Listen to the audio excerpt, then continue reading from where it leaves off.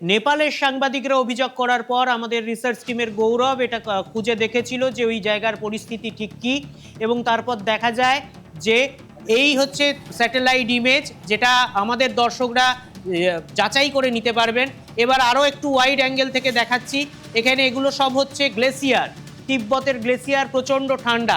এখানেই কোনো গ্লেসিয়ার থেকে ওই হ্রদ তৈরি হয়েছিল। গ্লেসিয়ারের হিমবাহ যখন চাপে পড়ে তার নিচের অংশ গলে জল হয়ে যায়, সেখান থেকে একটা ন্যাচারাল লেক সৃষ্টি হতে পারে, অথবা গরমকাল গেছে এখন বর্ষাকাল, সেখানে গ্লেসিয়ার গলে লেক সৃষ্টি হতে পারে, সেই হ্রদ ব্লাস্ট করেছে। অথবা আরেকটা থিওরি এখন বলা হচ্ছে যে এখানে যে ভূমিকম্পর কথা আমরা জানিয়েছিলাম আমাদের দর্শকদের, সেই ভূমিকম্পের ফলে এই গ্লেসিয়ার থেকে পাহাড়ের বরফ নেমে এসে এই নদীর গতিপথ আটকে দিতে পারে। এই নদী, যেটাকে আমরা বলছি বোটে কোশি নদী, সেটার গতিপথ হয়তো আটকে দিয়েছিল। জল জমে একসময় বিস্ফোরণের মতো, ওয়াটার বোম ফাটার মতো সেটা নদী ভেঙে বেরিয়ে আসে, এবং অত্যন্ত খরস্রোতা নদী এই গিরিখাত দিয়ে হু হু করে নেমে আসে। এবং এটা যখন গিরন স্থলবন্দরের কাছে পৌঁছয়, আবার আমরা দেখাবো চীন এখানে কি করে রেখেছে। যে কেউ এটা যাচাই করতে পারে, গুগল ম্যাপে গিয়ে, স্যাটেলাইট ইমেজারিতে গিয়ে যাচাই করে নিতে পারে। এই হচ্ছে সেই গিরিখাত।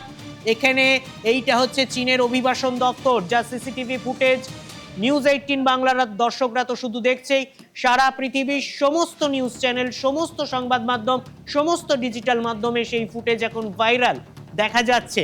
এবার সেটার হচ্ছে স্যাটেলাইট ইমেজ। এটা এই নদীর গিরিখাতকে প্রায় 75% ঘিরে চীন এই অভিবাসন দপ্তর তৈরি করেছিল। কেউ জানে না কেন চীন পাহাড়ের উপরে করতে পারতো, কেউ জানে না কেন। এবং এখানে একটা হাইওয়ে তৈরি করা হয়েছিল নদীকে খুব বিপজ্জনকভাবে কেটে। এবং তারপর যে দ্বিতীয় সিসিটিভি ফুটেজের ছবিতে, চীন থেকেই আসা সিসিটিভির ফুটেজ, তাতে আমরা দেখেছিলাম একটা প্ল্যাটফর্মের ওপর অনেক বাস দাঁড়িয়ে আছে, সেগুলো হরপাবানে ভেসে যাচ্ছে। আমরা শিউরে উঠেছিলাম, কিন্তু তারপরও নদীর খুব কাছাকাছি ওই কংক্রিটের প্ল্যাটফর্মের উপস্থিতি আমাদের স্তম্ভিত করেছিল। এরকমই হয় নাকি? এরকমও হতে পারে কোনো সরকারি নির্মাণ, কোনো পৃথিবীর দ্বিতীয় বৃহত্তম অর্থনীতির নির্মাণ, এরকম হতে পারে নাকি? তিব্বতে পরিবেশবিধি বানার কোনো দায়িত্বই নেয়নি, অটোনোমাস রিজিয়ন তিব্বতকে হেলাফেলাই করেছে। চীন কি মূল ভূখণ্ডে এসব করতে পারতো? সেসব প্রশ্ন পরে উঠবে। এখন প্রশ্ন হচ্ছে, চীন আবার দুটি নির্মাণই করেছিল একবারে নদীর অধিকারের জায়গা, নদীর চলার অধিকারের জায়গাকে ব্লক করে। তাই হরপাবান যখন নেমে এসেছে, তখন এই দুটি নির্মাণকে জাস্ট ভাসিয়ে নিয়ে চলে গেছে। এটা স্যাটেলাইট ইমেজ, যে কেউ যাচাই করে নিতে পারে।